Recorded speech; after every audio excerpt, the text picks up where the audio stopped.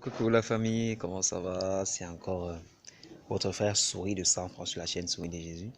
J'espère que par la grâce vous vous portez bien et que les choses avancent en se confiant en Jésus-Christ, en se mettant entre ses mains. Alors, nous allons parler du pardon. Le pardon, le fait de pardonner à quelqu'un. J'ai l'impression que les gens ne savent même pas ce que ça veut dire, pardonner à quelqu'un. C'est oublier. On dit souvent que c'est pas facile d'oublier, oublier et tout. Bon, je peux accepter, mais le fait de ressasser ça à chaque fois, ou non de répéter là, ça devient un peu la rancune. Et la rancune est l'une des choses par lesquelles le diable passe. C'est un peu l'orgueil. On te demande pardon, ton orgueil. Tu dis non, non, non, je te pardonne pas et tout. Lorsque vous allez lire dans Matthieu 18, chapitre 21 jusqu'à la fin, c'est l'histoire. Donc, pour le pardon, c'est le truc le plus palpable. Et le plus, mais quand j'ai lu ça, j'étais touché, j'étais ému. C'est l'histoire d'une personne, un maître, un serviteur. Le serviteur lui devait au maître 1000 talents équivalent des pièces d'or, des pièces en fait, de l'argent.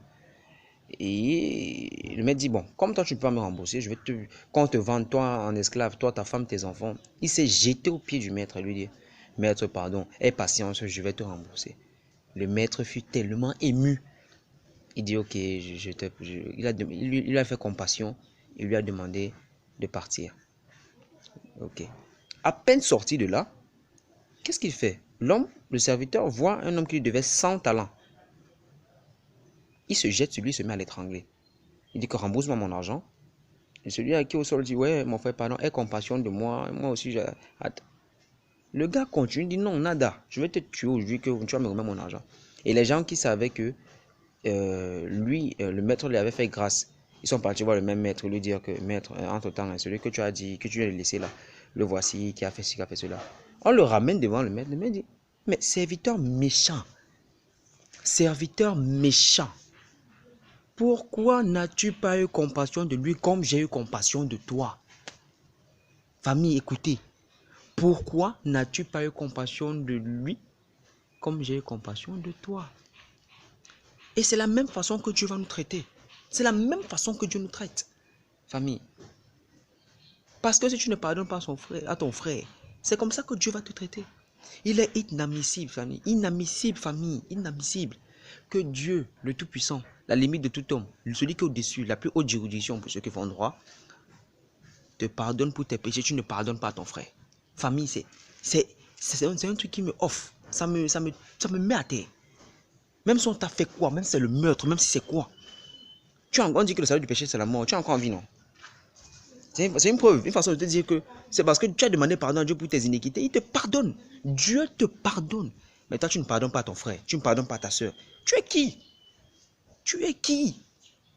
Même si tu as vécu quoi, même si c'est le vol, même si c'est quoi, on t'a fait quoi, et que ton frère vient te demander pardon, pardonne-le.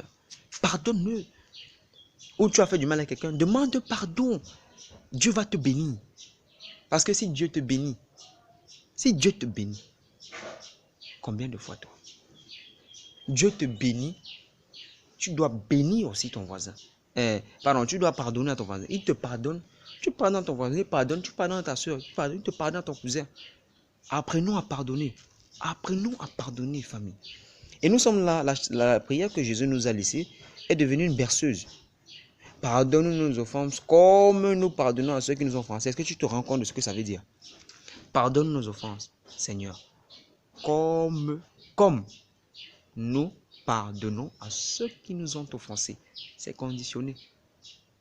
C'est que cela veut dire que comme tu demandes pardon au Seigneur, ça veut dire que tu dois être capable de pardonner aux autres. Les gens ne comprennent pas la subtilité de cet endroit.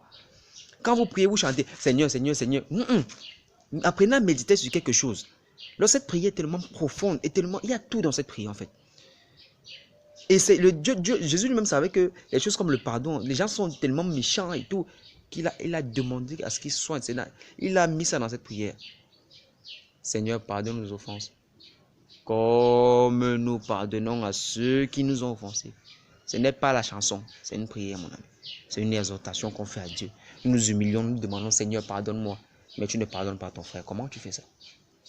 Famille, apprenons à pardonner. Apprenons à demander pardon, apprenons à pardonner. C'est très important. Ce sont les petites choses qui peuvent nous faire rater le royaume des cieux. Comme les blagues. Parce que la façon dont tu traites tes frères, c'est comme ça que Dieu va te traiter. Celui qui dit aimer Dieu et qui haït son frère, C'est un menteur.